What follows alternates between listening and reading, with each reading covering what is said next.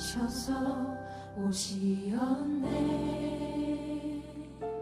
말씀하신 대로 본이 되신 예수 얼마. 설교를 시작하기 전에 지난번 구역 모임때도 있었고 또 말씀을 나눈 것이 있어서 한 가지만 제가 먼저 설명을 드리고 시작하도록 하겠습니다. 여러분들 늘 보시는 성경 말씀 여러 가지 이야기가 있습니다만 성경은 보통 우리 구원에 관한 책이라고 이야기합니다. 구원에 관한 책이다. 저희 본문이 에베소서 3장이기 때문에 에베소서에 나와 있는 구원에 관한 부분에 대해서 제가 한 가지만 짚어드리고 넘어가도록 하겠습니다. 에베소서 1장 3절부터 6절까지 말씀인데요. 함께 읽어보죠. 시작하겠습니다. 시작. 찬송하려다 하나님은 곧 우리들의 그리스도의 아버지께서 그리스도 안에서 하늘의 상관없는 신령한 복을 우리에게 주시되 곧 창세전에 그리스도 안에서 우리를 택하사 우리로 사랑 안에서 그 앞에 거룩하고 공평하게 하시고 그 기쁘신 뜻대로 우리를 인정하사 예수 그리스도로 말미암아 자기의 아들들이 되게 하셨으니 이는 그가 사랑하시는 안에서 우리에게 거저주신 바 그의 은혜의 영광을 찬송하는 것이다. 아멘. 에베소 1장부터 6장까지 내용을 보시면 잘 나와 있지만 특별히 1장에 하나님께서 우리를 구원하시는 부분에 대해서 나와 있습니다. 그래서 많은 경우에 이제 그 표현의 차이겠지만 성경 말씀은 우리의 구원에 관한 책이다. 하나님의 구원의 역사에 관한 책이다라고 되어 있는데 맞는 말씀인데요. 좀 우리가 조금 뜻을 정확히 한다면 우리의 구원에 관한 것이지만 그 구원의 결과가 뭐냐면 하나님께 영광과 찬송을 올려드리도록 하기 위한 책입니다. 그렇죠? 6절에 보시면 그렇죠? 이는 그가 사랑하시는 자 안에서 우리에게 거저주시는 바 그의 은혜의 영광을 찬송하게 하려는 것입니다. 구원하신 목적이 우리의 베네핏을 위한 것도 되겠지만 더 나아가서 궁극적인 목적은 하나님께 그 영광을 찬송하게 하려는 것입니다. 그러니까 우리의 구원조차도 하나님께 포커스가 맞춰주셔야 돼요. 그렇죠? 그러니까 예배에 오실 때는 마찬가지입니다. 예배, 설교라든가 찬양이라든가 이런 예배의 어떤 모습들을 통해서 그동안 신앙생활 쭉 하다 보니까 저에게는 그런 분이 없겠지만 좋았다, 괜찮았다, 은혜로웠다 많은 말씀들 하시는데 예배가 좋았다, 설교가 좋았다, 아니면은 찬양이 좋았다는 이야기는 사실은 불신자들이 하는 이야기.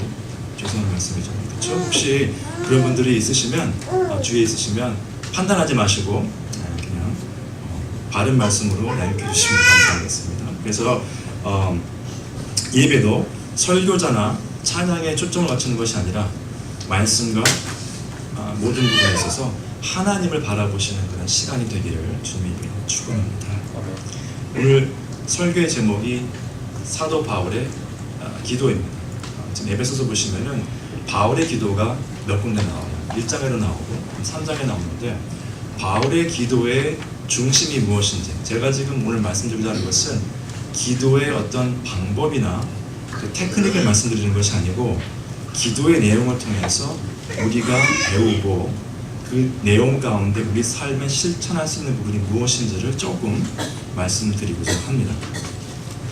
늘 제가 시작할 때 하는 거지만 제가 에베소서 강의를 하는 것이 아니기 때문에 에베소서 3절 하기 전에 전체를 한번 좀 훑어보고 가도록 하겠습니다. 잘 보이시나 모르겠어요. 이게 지중해입니다. 이게 지중해죠. 메디테레니안 씨고 에베소가 여기거든요. 저희가 아시아라고 되어 있는데 보통 성경에서 소아시아라고 하는 부분이죠.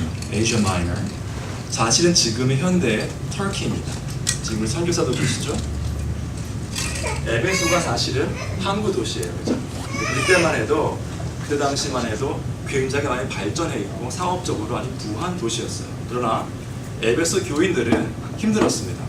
왜냐하면 디아스포라, 흩어져가지고 간 사람들이기 때문에 우리 미국 이민 온 사람들처럼 특히 주이시들은 그쪽에 가서 많이 고생을 하고 힘든 생활을 했어요.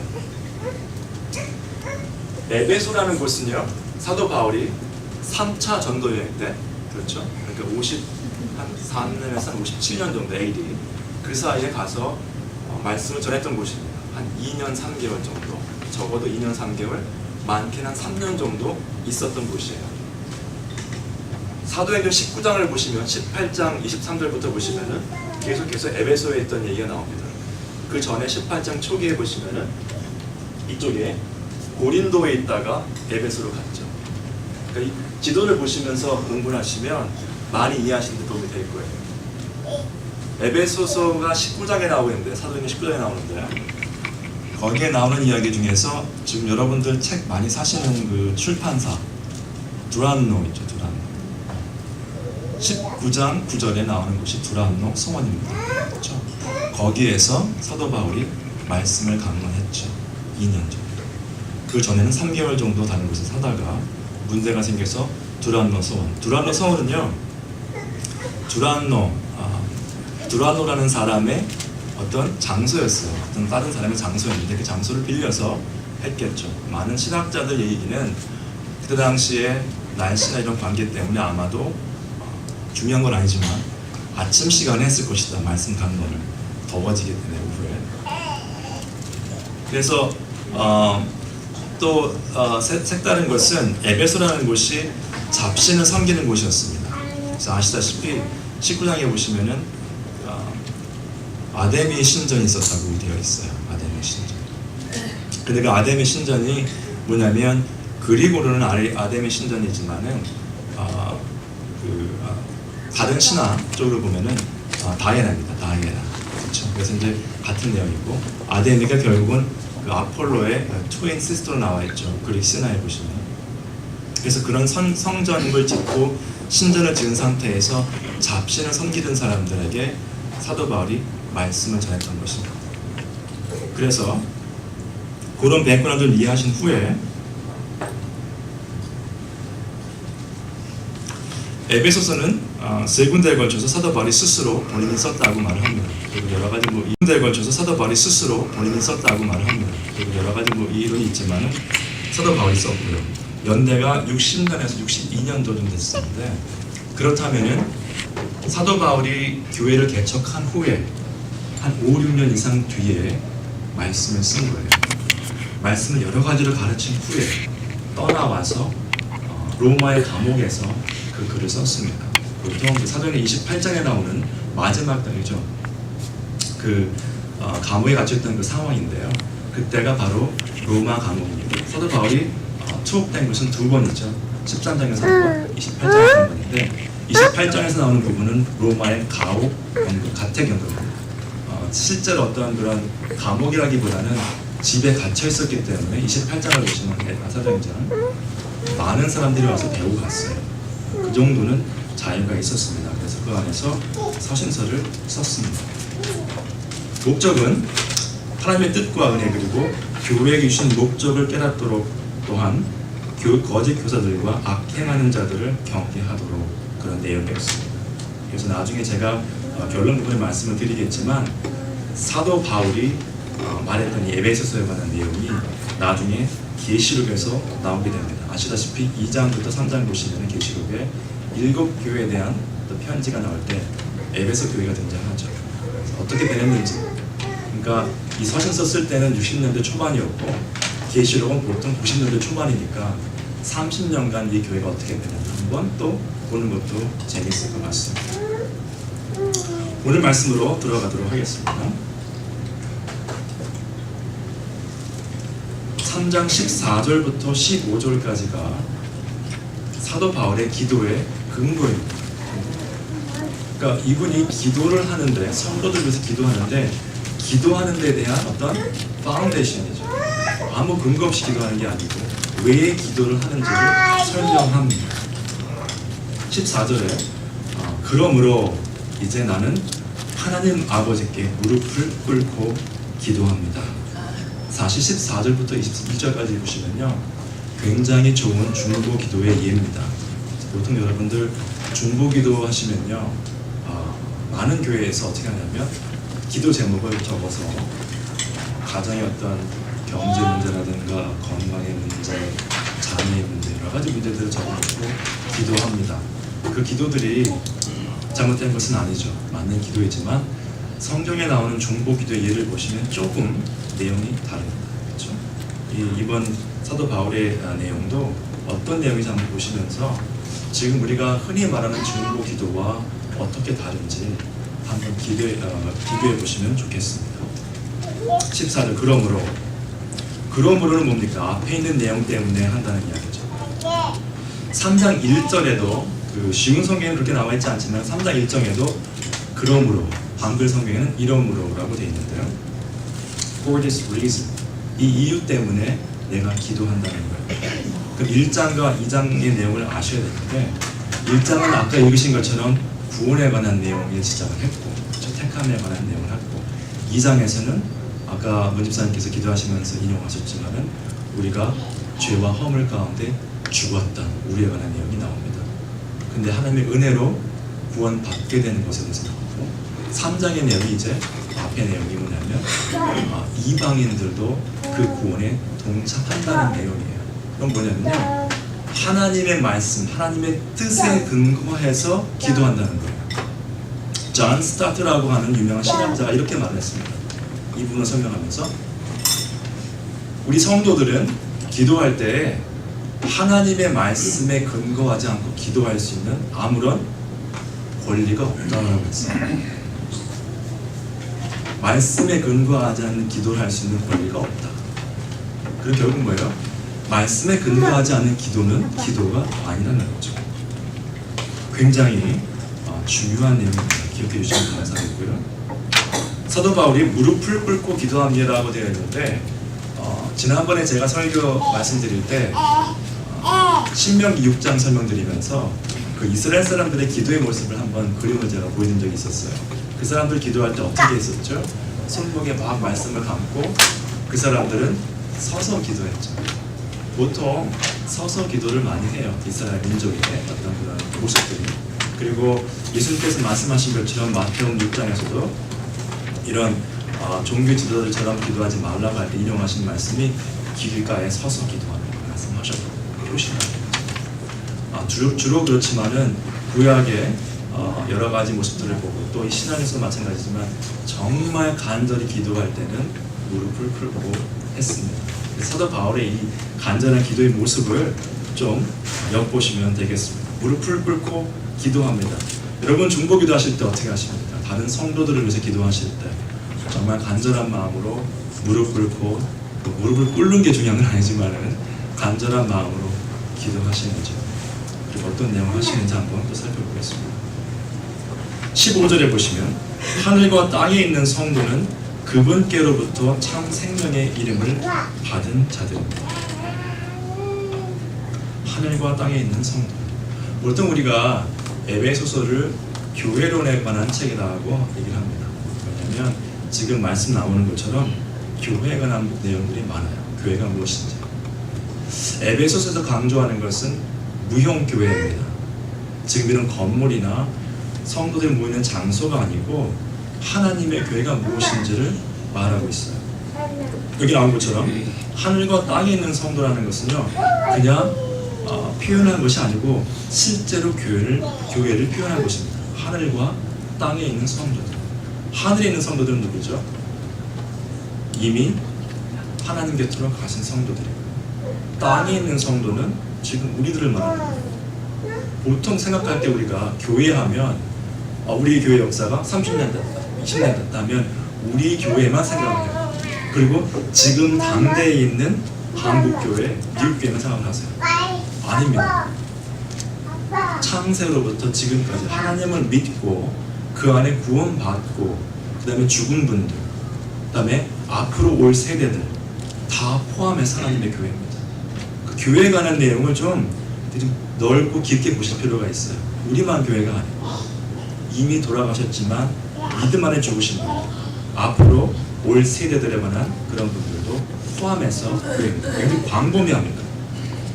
그래서 하늘과 땅에 있는 성도는 그분께로부터, 하나님께로부터 참 생명의 이름을 받은 자들입니다. 생명책에 이름이 기록된 분들이죠. 여러분들 무용교회의 특징은 뭐냐면요, 무용교회, 지금 우리가 안 보이는 교회죠. 무용교회와 실제로 땅에 있는 그 유형교회, 건물과 이런 그런 교회의 차이점이 아주 여러 가지인데, 그 중에 하나가 아주 분명한 것이 하나가 있는 게 뭐가 있냐면, 무형교회는 믿지 않는 자들은 없습니다. 지금 땅에 있는 교회는요, 교회 수가 10,000명이다 하면 다 믿으시는 분들이 아니죠. 안타깝게도.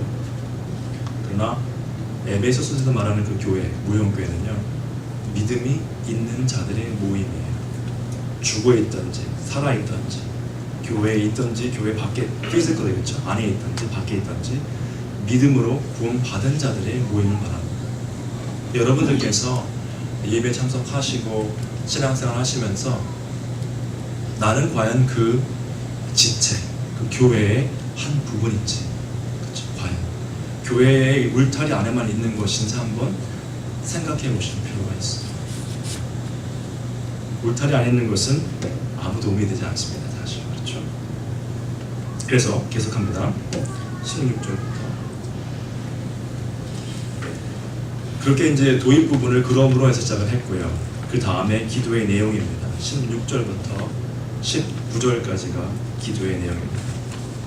16절, 하나님께서 크신 영광 가운데 성령을 통해 그분의 능력으로 여러분의 속사람을 튼튼하게 하여 주시기를 기도합니다. 17절, 믿음을 통해 그리스도께서 여러분의 마음 가운데 살아계시기를 기도합니다. 또한 여러분이 삶이 사랑 안에서 강하여지고 또 깊게 뿌리내려, 계속까지 되죠. 16절에서는 성령을 통해서라는 말을 했고, 17절에서는 그리스도께서 여러분의 마음 가운데 살아계시기를 기도합니다. 두 가지 표현을 했습니다.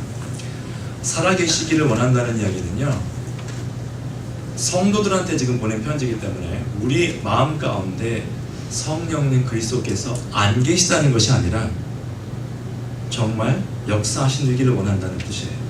그 그리고로 어떻게 되어 있냐면요, 그 dwell 한다는 뜻인데, 파로이코스란 말하고 카토이키오란 말을 쓰는데, 파로이코스란 말은 잠시 머문다 간다는 뜻이에요. 잠시 머문다. 여행하시다가 잠시 머무는 그 표현을 할 때 쓰는 단어고요. 그 다른 단어는 거기에 정착한다는 뜻이에요. 지금 여기서 사용한 단어는 카토이키오라고 하는 정착한다는 단어입니다. 그러니까 예수 그리스도께서 여러분 마음 가운데 정착하기를 바란다는 거죠. 이거 보시면서 느끼실 게 뭐냐면, 4가지 씨 뿌리는 자의 비유가 있죠. 씨가 어떻게 뿌려지는가에 따라서 달라집니다. 돌밭에 뿌려진 경우에 금방 꽃이 피었다가 열매를 맺었다가 햇볕 때문에 뿌리가 없으므로 금방 다 말라버리죠. 잠시 머물다 가버리는 경우예요. 그렇죠? 말씀이. 그러나 여기서 말씀하시는 그 부분은 카토이케오라고 하는 그 단어는 그 말씀이 좋은 밭에 뿌려져서 뿌리를 내리고 그 뿌리로 인해서 열매를 맺는 것을 말합니다.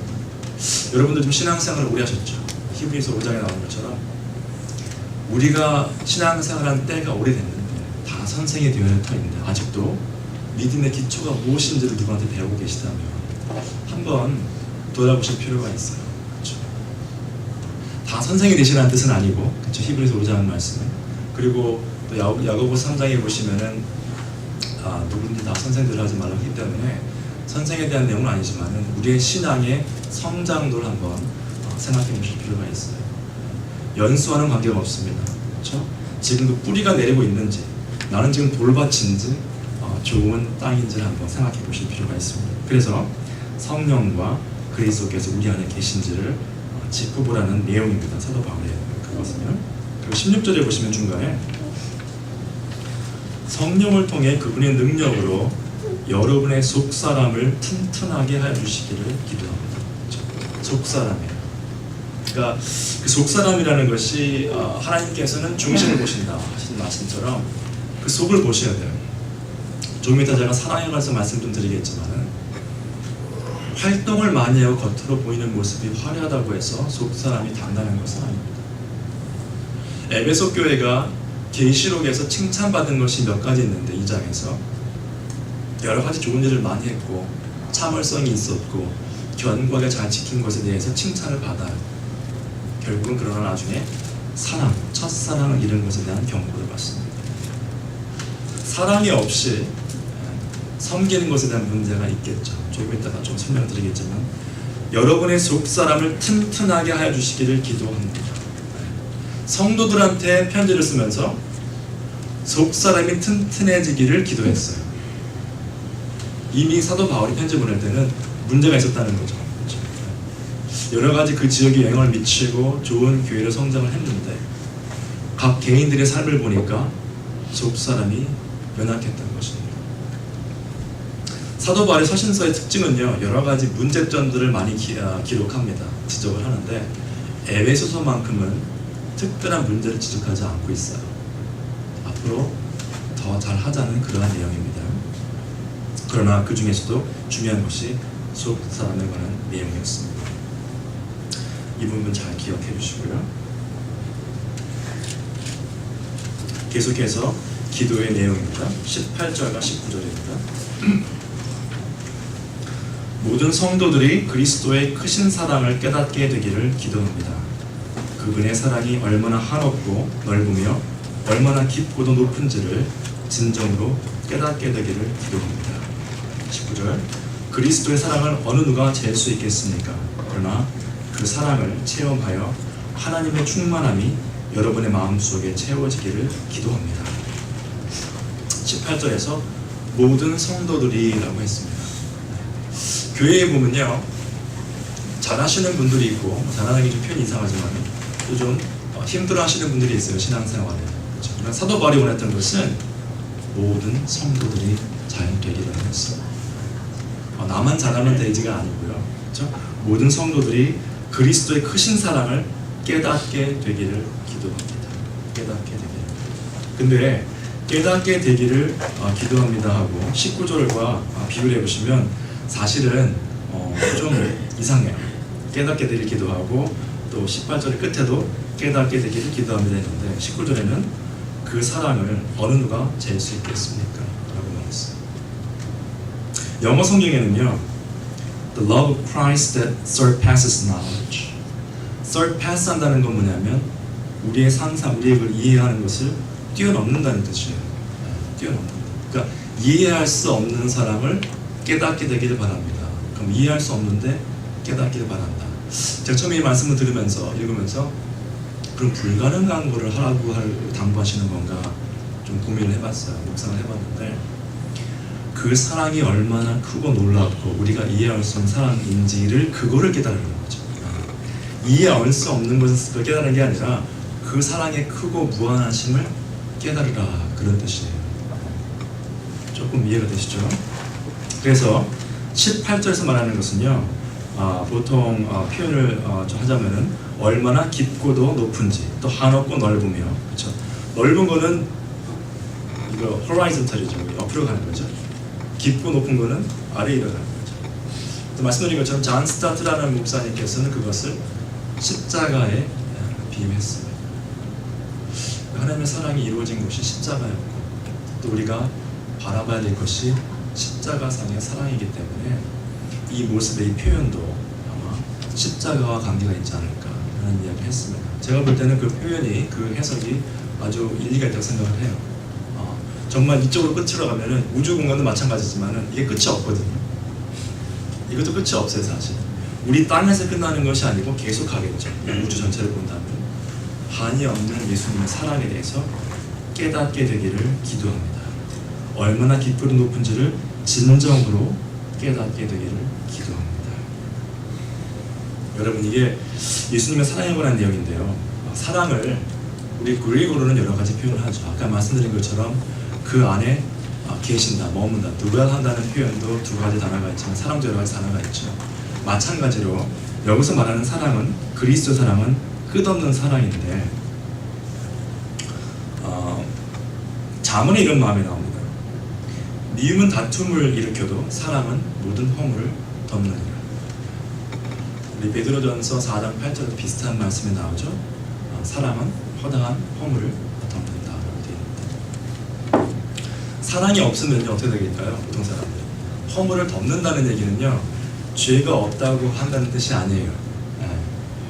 못해도 그냥 괜찮다고 한다는 뜻이 아니고 사랑으로 감싸준다는 이야기죠. 그 허물을. 사랑이 없으면 없는 허물도 들춰내서 얘기를 합니다.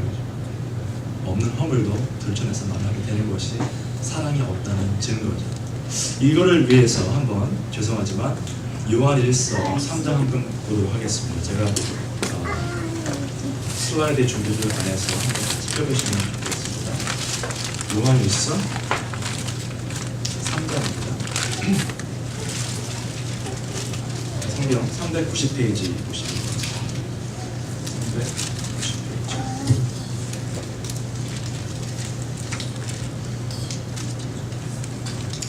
찾았으면 3장 1절 같이 읽겠습니다. 3장 요한일서 3장 1절 시작. 아버지께서 우리를 얼마나 사랑하고 계시는지 생각해 보십시오. 하나님께서 우리를 너무나 사랑하셔서 우리를 그분의 자녀로 불러주셨습니다. 이제 우리는 정말 그분의 자녀입니다. 그러나 세상 사람들은 우리를 이해하지 못합니다. 왜냐하면 우리는 하나님을 모르기 때문입니다. 아직 덮지 마시고 일단 그 부분 제가 설명을 해드리겠습니다. 우리를 얼마나 사랑하고 계신지 생각해 보십시오. 하나님께서는 우리를 너무나 사랑하셔서 우리를 그분의 자녀라고 불러주셨습니다. 이제 우리는 정말로 그분의 자녀입니다. 그러나 세상 사람들은 우리를 이해하지 못합니다. 왜냐하면 그들은 하나님을 모르기 때문입니다. 여러분, 예수님을 믿게 되면 예수님께서 우리를 불러주시고 하나님께서 우리를 자녀 삼아주시면 변하는 것이 몇 가지 있습니다. 사랑 가운데 관계가 회복되고 삶에 활력이 생깁니다. 그 빌립보서에서 그 사도 바울이 말한 것처럼 기쁨이 있어요. 기쁨. 안에서는 기쁨이 있는데 그런 모습들이 없으면요, 겉모습으로 아면서 웃는 연습을 해라. 거울 보고 웃고 나가고 하는데 머슬이 막 몇백 개가 있다 그러죠, 얼굴에. 근데 그게 아무런 속에 기쁨도 없이 웃으면요, 그거 참 이상해요. 좀 어색하고 아무래도 좀 다르죠. 네.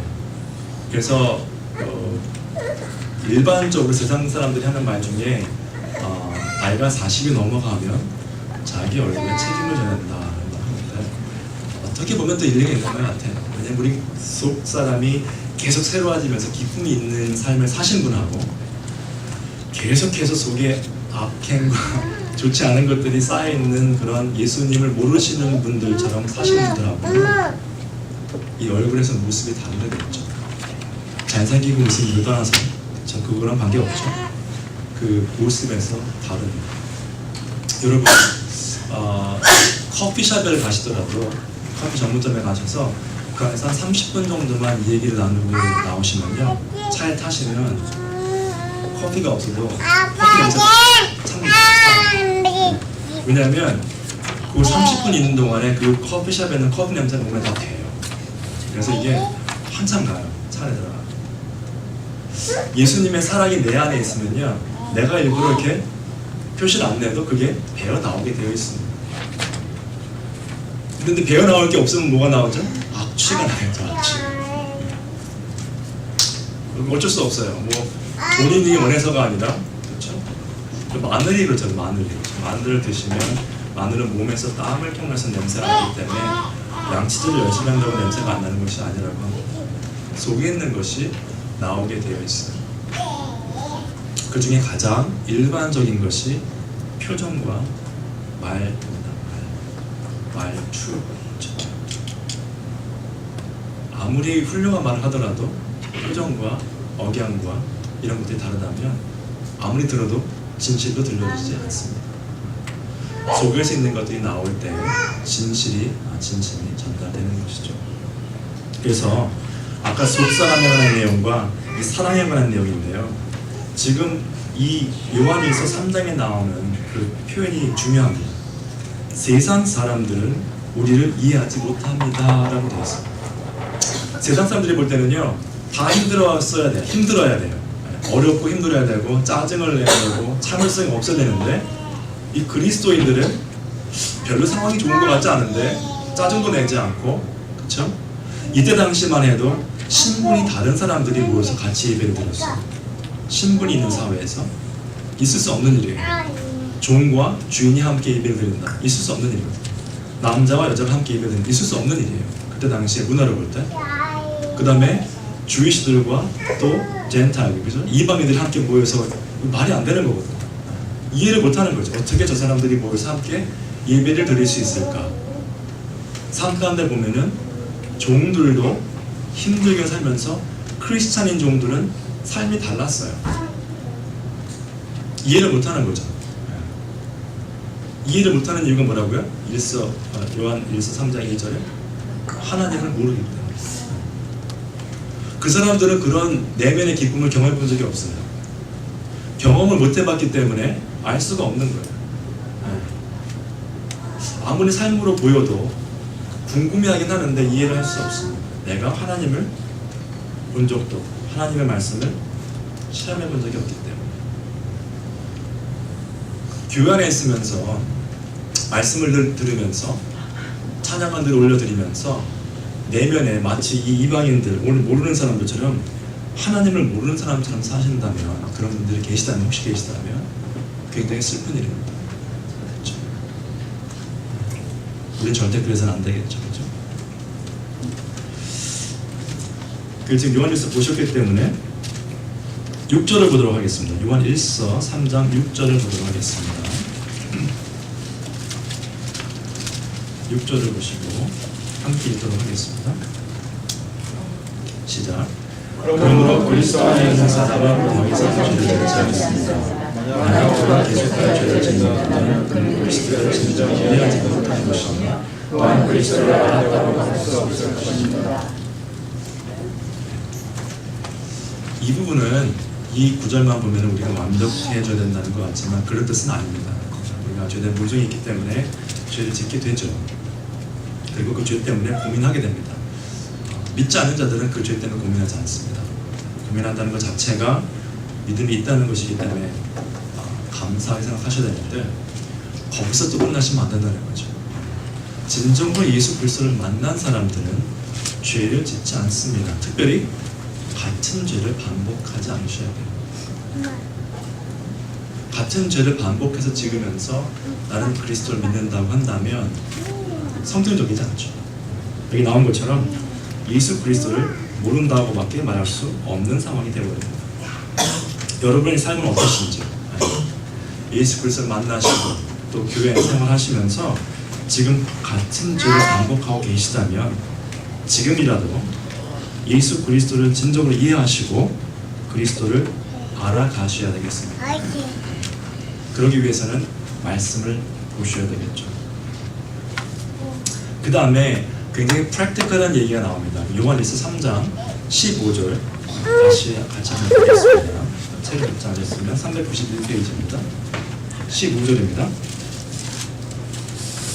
391페이지 같이 읽겠습니다. 시작. 자기는 죄를 미워하는 사람은 누구나 살인자입니다. 여러분도 아시다시피 살인자에게는 영원한 생명이 있을 수 없습니다. 역시 이 말 뜻도 살인한 사람들은 다 지옥 간다는 뜻은 아니겠죠. 앞뒤 문맥을 보시면 형제를 미워한다는 것은요, 내 혈육을 미워한다는 뜻보다는 요한일서도 역시 성도들에 대한 글이기 때문에 예수 그리스도 안에서 만난 성도들 간의 관계를 말하는 것입니다. 어떤 사람을 미워할 수 있어요, 사실. 그럴 수 있죠. 다툼이 일어날 수 있습니다. 사도 바울도 바나바와 다툼 때문에 결국 1차 전도 여행 이후에 갈라졌죠. 그럴 수 있는 것인데 그것이 계속될 수는 없어요. 만약에 그리스도인이라면 형제들 가운데 그런 분란이 일어나더라도 금방 없어져야 될 것이고 하나가 되는데 서로 협력해야 할 것입니다. 말씀 안에서. 그렇죠? 예수 그리스도를 안다면 속사람이 새로워지고 말씀으로 날로 새로워지면서 관계가 회복되어야 합니다. 그런데 또 문제가 뭐냐면 교회 안에서만 또 잘할 수는 없어요. 그렇죠? 가정에서, 직장에서, 사업체에서 계속해서 잘 해가셔야 합니다.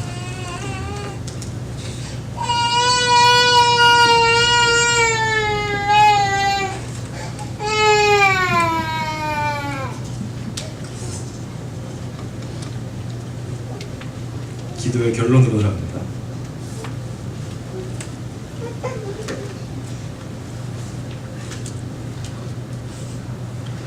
20절입니다.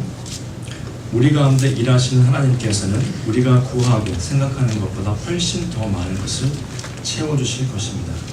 교회와 그리스도를 통해 구원을 이루어 가시는 하나님께 영원히 영광을 올려드립니다. 아멘. 여러분, 이 중보 기도의 마무리인데요. 여러분들이 보통 들으시고 또 하시던 중보 기도와 많이 다르죠. 내용이 완전히 다릅니다. 속사람에 관한 것, 예수 그리스도를 알게 되는 것에 관한 기도지 다른 기도가 아니에요. 그러니까 여러분들 다른 기도 하시되 이런 기도를 놓치시면 안 돼요. 중보 기도 하시면서 가장 중요한 것은 영원에 관한 것입니다. 영원, 그렇죠? Eternity, 그렇죠? 영원에 관한 것이기 때문에 그 부분에 대해서 다른 성도들을 위해서 기도를 열심히 하셔야 됩니다. 여러 가지 재정적인 문제, 건강한 문제 기도하셔야죠. 그러나 그 기도보다도 더 중요한 것이 우선순위는 이러한 기도, 중보 기도의 참으로 좋은 예예요.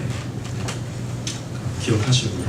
결론 부분인데, 우리 가운데 일하시는 하나님께서는 우리가 구하고 생각하는 것보다 훨씬 더 많은 것을 채워주실 것입니다.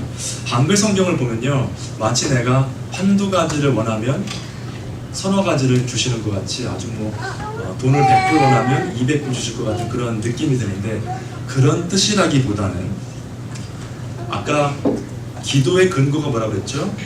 하나님의 말씀, 하나님이 어떤 목적을 가지고 계신지에 대한 이해가 기도의 근거라면, 여기서 말하는 것은 뭐냐면요, 말씀대로 우리가 몰라서 못 구한 것까지 하나님께서는 다 이루신다는 거예요. 말씀하신 거, 하나님의 목적 가운데 필요하신 것을 이루신다는 거지, 내가 어떤 X를 원하면 더 주신다는 것은 아닙니다.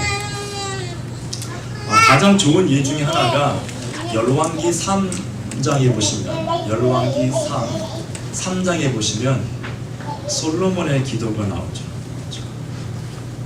보통 제가 한번 설명드린 것 같은데, 솔로몬이 구했던 것이 무엇이었죠? 지혜.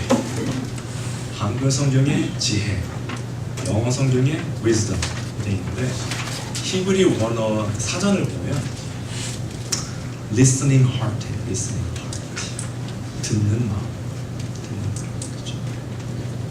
원어의 문자적인 해석은 그렇습니다. 듣는 마음. 하나님의 말씀을 듣는 마음을 허락해 주셔서 사람들을 저치할 수 있도록, 그렇죠? 옳고 그런 것을 판단할 수 있도록, 내가 지혜로워져서 판단하는 것이 아니라 말씀을 들음으로 인해서 사람들의 잘잘못을 구별할 수 있도록 지혜를 주시옵소서. 문맥상 그래서 지혜라는 말로 번역을 한 것입니다. 하나님께서 아주 잘했다. 그래서 그 위에 더 하셨죠. 구하지 않았던 부귀와 영광까지도 허락을 해주셨어요. 그렇죠? 솔로몬에게 필요했던 것들입니다. 사실 하나님께서 허락하셨기 때문에. 그렇죠? 그래서 그 부분을 보시면 훨씬 더 많은 것이라고 된 단어를 한번 설명을 좀 드리겠습니다. 영어 NIV 성경에는요, immeasurably more, immeasurably 뭐냐면 measure를 할 수 없다는 거예요. 잴 수가 없다, 측량할 수 없을 정도로 엄청나게 채워주신다는 뜻입니다. 하나님의 속성을 이해하시면 이해가 되죠. 하나님이 무한하시고 하나님의 계획을 우리가 알 수 없기 때문에 정말 우리가 알 수 없을 만큼 채워주신다는 거예요. 하나님의 뜻 가운데. 그렇죠? 저희 교회에서 사용하는 ESV는 이렇게 나왔습니다. Far more abundantly than. abundant가 뭐냐면 풍성하다. 그렇죠? 그냥 풍성한 것보다 훨씬 더 많이 풍성하게, 그런 뜻이에요. 그 그릭 그 사전을 보면요, 그 렉스칸이라고 하는데, 그릭 사전에는 뭐라고, 그 문자적인 해석은 infinitely more, 무한대로 더, 무한대로, 그런 뜻이에요. 그러니까 이제 표현할 때 해석을 훨씬 더 많은 것을 채워주실 것입니다. 그러니까 우리가 상상하는 것 이상, 그렇죠? 무한대로 채워주신다. 아까 예수님의 사랑을 이해할 수 없다, 누가 잴 수 있겠느냐 한 것처럼 비슷한 표현이죠. 그 사랑도 우리가 측량할 수 없다. 우리 기도 가운데 들어주시는 것도 우리가 정말 셀 수 없을 정도로 무한하게 채워주신다는 거예요.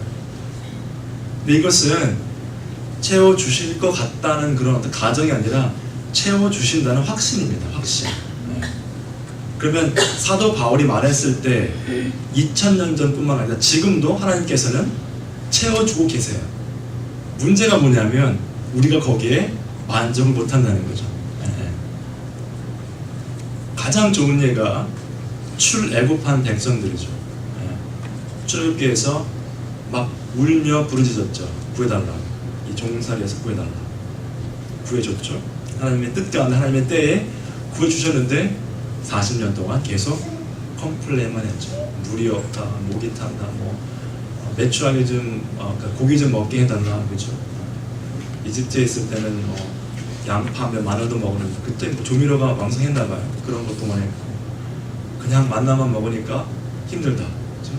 어떤 신학자는 아마 그때 당시에 그 조리법이 많이 발전했을 것이다 말 하더라고요. 왜냐하면 재료가 한 가지면 같은 방법으로 먹기 힘들다고 합니다. 그래서 아마 그때는 삶아 먹기도 하고 구워 먹고 튀겨 먹고 하는 그런 게 발달하지 않았을까. 제 생각에는 또 그게 좀 무리한 표현인 게 광야에서 뭐가 있었겠습니까, 그죠? 그러니까 늘 비슷하게 먹지 않았을까 생각을 합니다. 쓸데없는 신학자들의 생각인 것 같고요. 그래도 어쨌든 제가 말씀드리는 것은 내가 원하지 않는 기도 응답을 해주시면 마음에 안 들고 내가 원하는 것을 들어주셔서도 내가 막상 받으니까 아니면은 또 불만이고. 그렇죠? 사도 바울은 그렇지 않다고 했어요. 우리가 구하고 생각하는 것보다, 그렇죠? 우리가 생각하고 구하는 것보다 훨씬 더 많이 채워주실 것입니다. 그런 이유 때문에 결론이 뭐냐면 21절에 교회와 그리스도를 통해 구원을 이루어 가시는 하나님께 영원히 영광을 돌려드립니다. 중보 기도의 결론도 하나님께 영광을 돌리는 것으로 끝났어요. 낫게 해주시옵소서, 재정 문제 해결해 주시옵소서 아멘이 아니고 교회와 그리스도를 통해 구원을 이루어 가시는 하나님께 영원히 영광을 올려드립니다. 아멘. 여러분 기도 끝에 아멘 하는 게 무슨 뜻인지 아시죠? 아멘. 아멘이라는 단어를 많이 쓰신 분이 있어요. 성경 말씀에 나오시는 분 중에 누굴까요?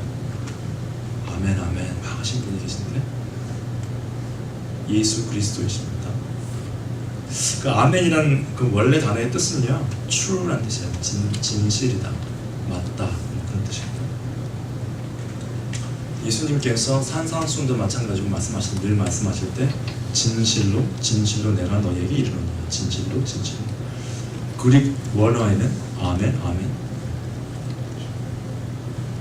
저희는 기도가 끝나고 아멘 하는데 예수님은 말씀 시작하실 때 아멘으로 시작하셨죠. 중요한 건 아니지만 재밌는 것 같아서 말씀드립니다. 아멘으로 기도가 끝났습니다. 그렇죠? 그러니까 결국 기도는 뭐예요? 여기서 하나님의 말씀에 근거해서 그 목적을 이해한 상태에서 다른 성도들을 위한 중보 기도를 시작을 했고, 그 중보 기도의 내용도 오늘날 필요한 거, 오늘날 내가 지금 구하는 거 이런 거를 일단 제쳐놓고 가장 중요한 속사람에 관한 것, 예수님의 사랑에 관한 것을 강조했고, 그 기도의 결론도 하나님께서 어떤 분이신지에 대한 이해와 감사함 가운데 영광을 돌리는 것으로 끝냈어요. 기도가 굉장히 간절하게 무릎을 꿇고 사도 바울이 기도를 했는데, 처음 말씀드린 것처럼 30년 뒤에 이 교회가 어떻게 됐는지 한번 보죠.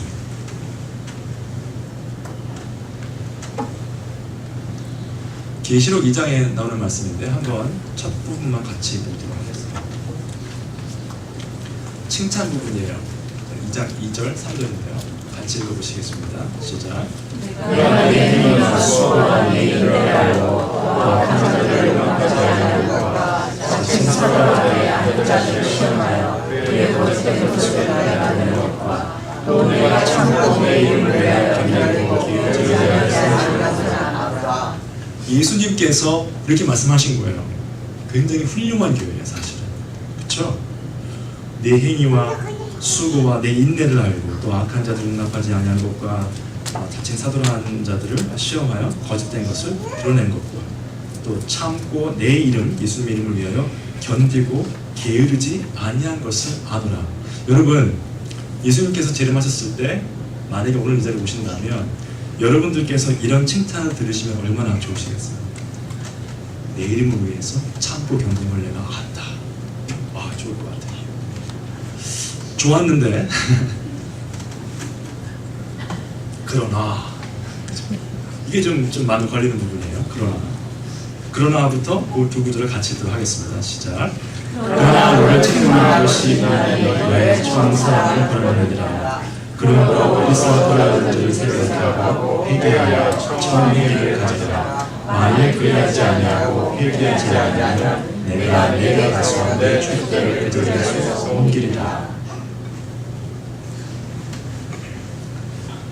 예수님의 이름을 위해서 참고 견디고 행위와 수고에 대해서 칭찬받을 만했지만은 책망할 것이 하나 있다고 했어요. 처음 사랑을 버렸느니라. 그 첫사랑은요, 여기서 말하는 첫사랑은 예수님을 처음 만났을 때 사랑입니다.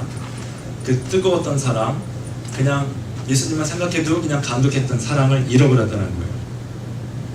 근데 아까 제가 말씀드린 요한일서 3장의 말씀처럼 세상 사람들은 그것을 이해하지 못합니다. 그 사랑이 무엇인지.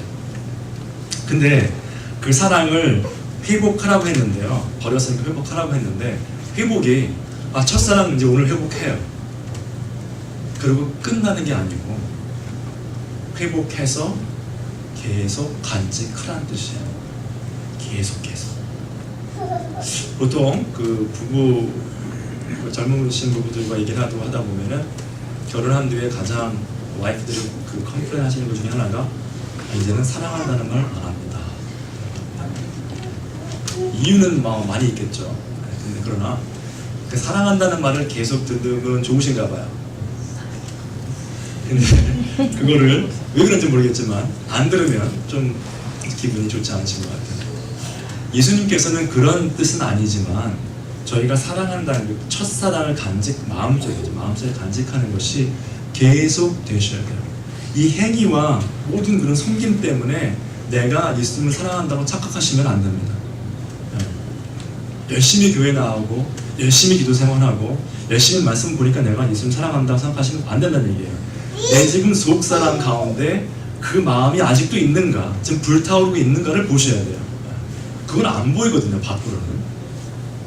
밖으로 보이는 것은 열심히 기도하고 열심히 말씀 보고 열심히 섬기는 모습이지만 예수님께서는, 하나님께서는 속사람을 보시기 때문에 사랑은요 굉장히 개인적인 거죠.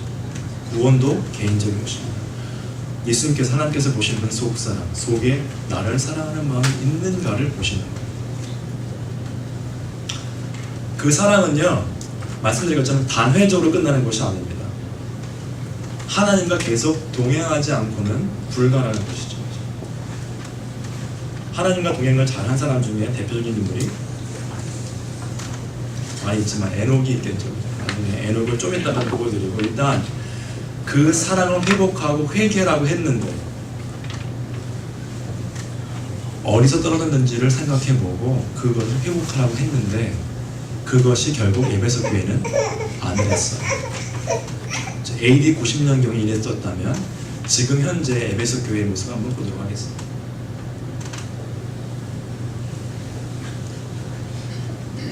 여기 십자가 보이시죠?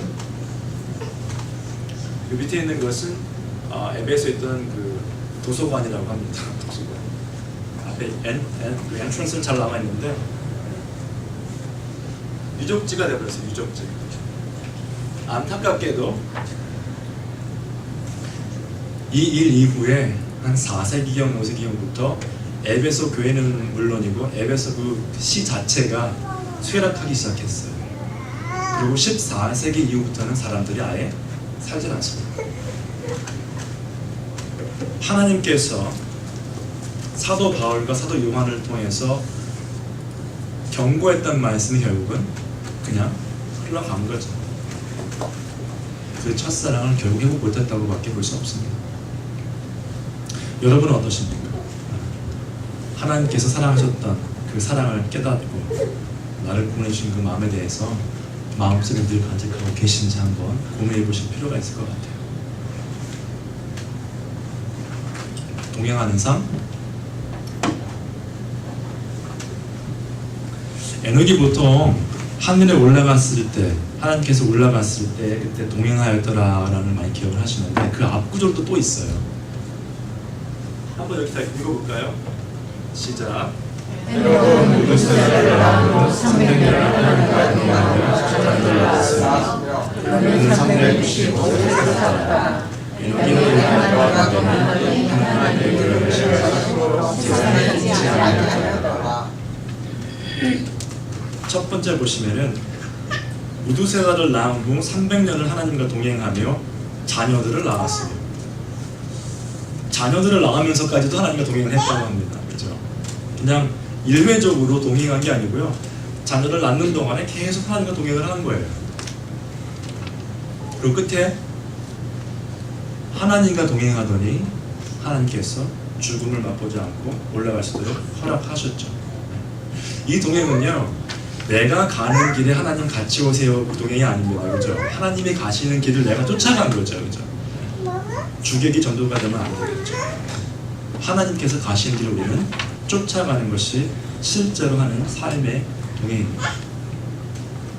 이 에녹의 이야기가 믿음장이라고 하는 히브리서 11장에 등장을 해요. 여러분들 잘 아시는 말씀 중에 히브리서 11장에 나오는 것처럼 믿음이 없이는 하나님을 기쁘시게 못하나니라는 말만 기억하실 거예요. 많이 들어보셨죠? 많이 들어보시고 또 암송도 하셨고 그런 구절인데 그 구절이 어떻게 나오는지 한번 보시죠.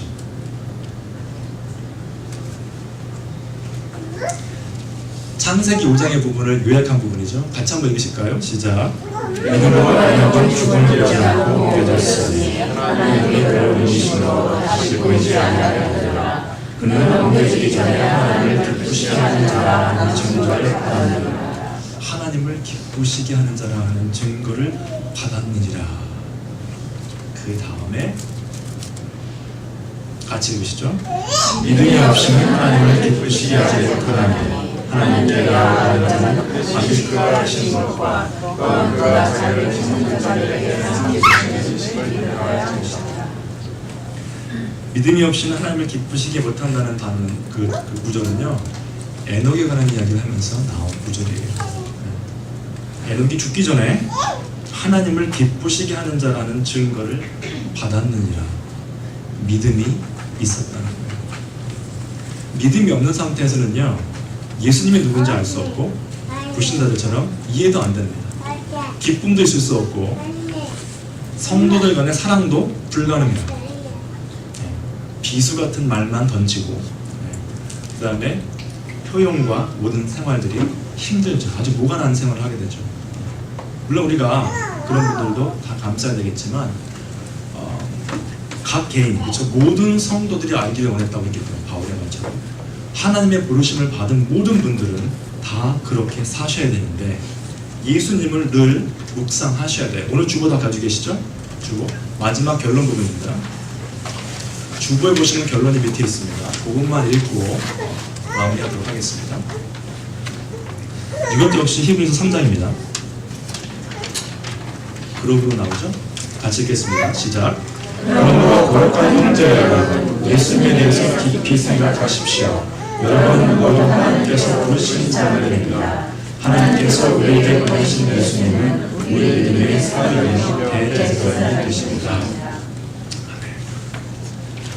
모든 형제 여러분께서 예수님에 대해서 깊이 생각하시고, 왜냐하면 우리 모두가 하나님께서 부르신 사람이기 때문에 목사님이나 장로님 이런 직분자들만 부르신 게 아니고 우리 모두를 부르셨다는 것을 기억하시기 바랍니다. 형제 자매, 그리스도 안에서 형제 자매다. 그렇죠? 기억해 주시고 오늘 사도 바울의 중보기도처럼 뜻깊은 길을 하시고 또 삶 가운데 예수 그리스도를 깊이 만나심으로 예수님 오실 때 아까 에베소 교회 앞에 칭찬받은 부분만 들을 수 있는 우리 모두가 되시기를 주님의 이름으로 축원합니다. 기도하시겠습니다. 태초에 말씀이 계시니라. 이 말씀이 하나님과 함께 계셨으니 이 말씀은 곧 하나님이시니라. 만물이 그로 말미암아 지은 바 되었으니 지은 것이 하나도 그가 없이는 된 것이 없느니라. 그 안에 생명이 있었으니 이 생명은 사람들의 빛이라. 빛이 어둠에 빛이 돼 어둠이 깨닫지 못하더라. 베들레헴 에브라다야, 너는 유다 족속 중에 작을지라도 이스라엘을 다스릴 자가 내게서 내게로 나올 것이라. 그의 근본은 상고에 영원에 있느니라. 그러므로 주께서 친히 징조를 주실 것이라. 보라, 처녀가 잉태하여 아들을 낳을 것이요 그의 이름은 임마누엘이라 하리라. 어린 양 우리를 구원하셨네. 임마누엘 하나님 영원히 함께 하시네. 임마누엘 어린 양 우리를 구원하셨네.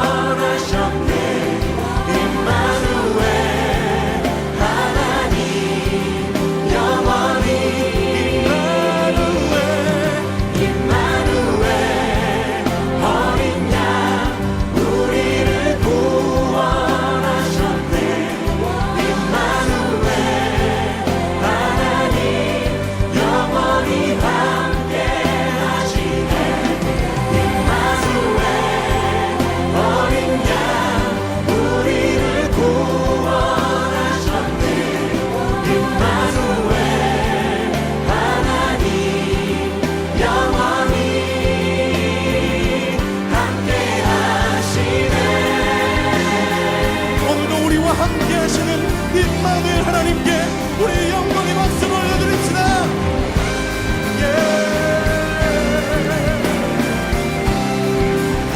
할렐루야. 할렐루야 소리 높여 찬양하라. 할렐루야 할렐루야 평강의 왕 그리스도. 할렐루야 할렐루야 소리 높여 찬양하라. 할렐루야 할렐루야 평강의 왕 그리스도. 임마누엘 어린 양 우리를 구원하셨네. 임마누엘 하나님 영원히 함께 하시네. 임마누엘 어린 양 우리를 구원하셨네. 임마누엘 하나님 영원히 함께 하시네. 어린 양 우리를 구원하셨네.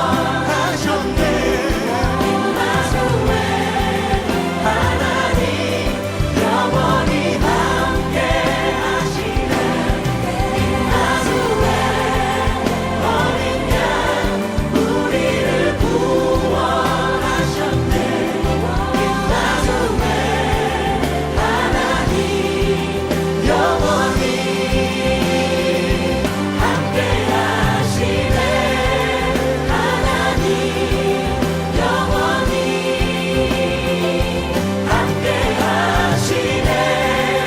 하나님 영원히 함께 하시네.